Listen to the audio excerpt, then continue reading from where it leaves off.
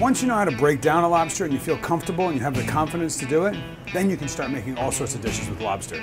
I'm Marc Murphy, and I'm the chef of Ditch Plains, and we're going to be breaking down some lobsters here today. Now, everybody has a lot of different ideas on how to kill a lobster. The most cruel thing you could do to a lobster is overcook it. For me, the way I like to do lobsters, the first thing I do is I make sure they're alive, they're moving around. I take the tail off, I just take the tail like that, and then I take the claws off, and then I put them in a different bowl.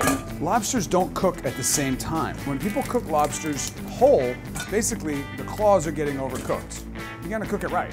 What I've got ready over there is a cool bouillon. It's got some lemons, some onions, some celery, and a little bit of white wine. We're gonna throw our tails in first, and then a couple minutes later, we're gonna throw our claws in.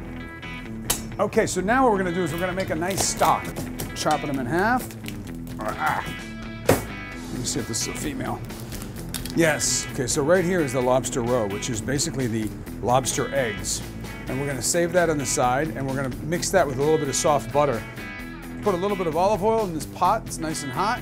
Throw all those carcasses in that I cracked up. And you wanna stir it around. You could deglaze with a little brandy, a little white wine, but for me today, we're just gonna keep the natural. We're just gonna do olive oil and water. I like to use the whole lobster, and there's so much flavor here. And with this stock, we're gonna make a nice little pasta sauce. Just adding the water, and we're gonna let this simmer for about a half an hour.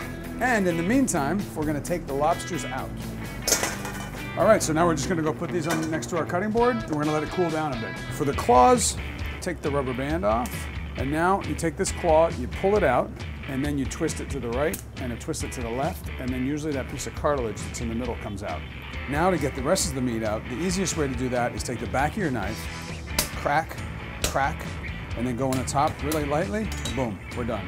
Look at that, it comes out nice and easy. There we go, look at that.